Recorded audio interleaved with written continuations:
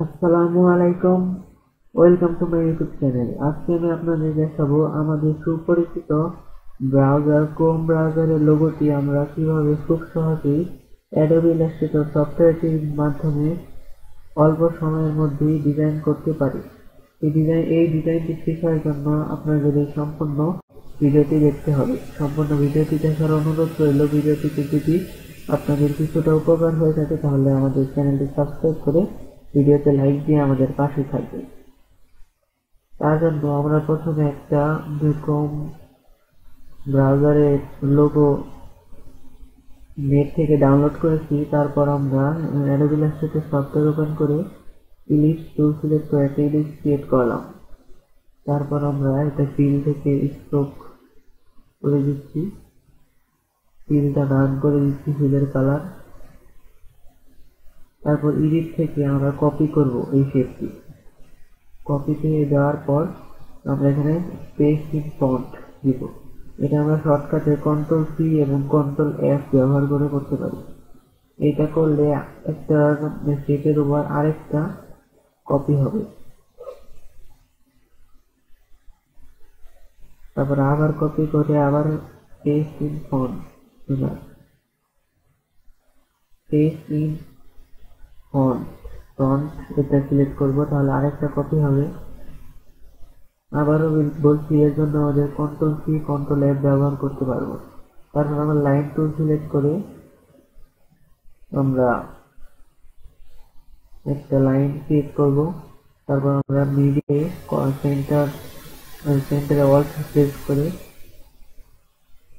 Click করার আগে আমরা এখানে রোটেট টুল সিলেক্ট করে অল্ট প্রেস করে ক্লিক করব। তারপর আমরা 120 ডিগ্রি রোটেট করে কপিতে ক্লিক করব।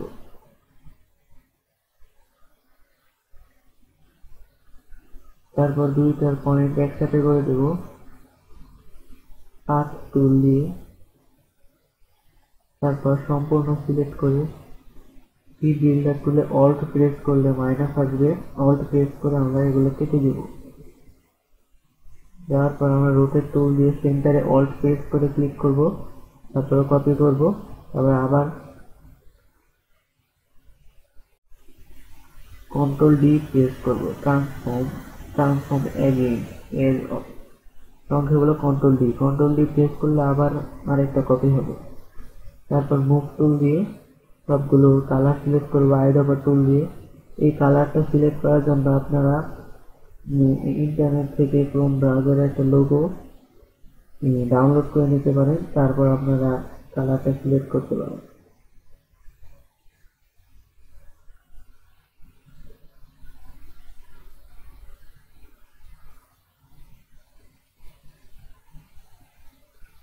অ্যারেঞ্জ টু ব্যাক দিয়ে দিব আমরা রাইট ক্লিক করে, তাহলে ব্যাগে চলে যাবে ইয়েলো কালারটি। তারপর আমরা আইড্রপার টুল দিয়ে এটা সাদা কালারটা সিলেক্ট করব, আর উপরে শেপ দিয়ে আমরা নীল কালারটা সিলেক্ট করলাম।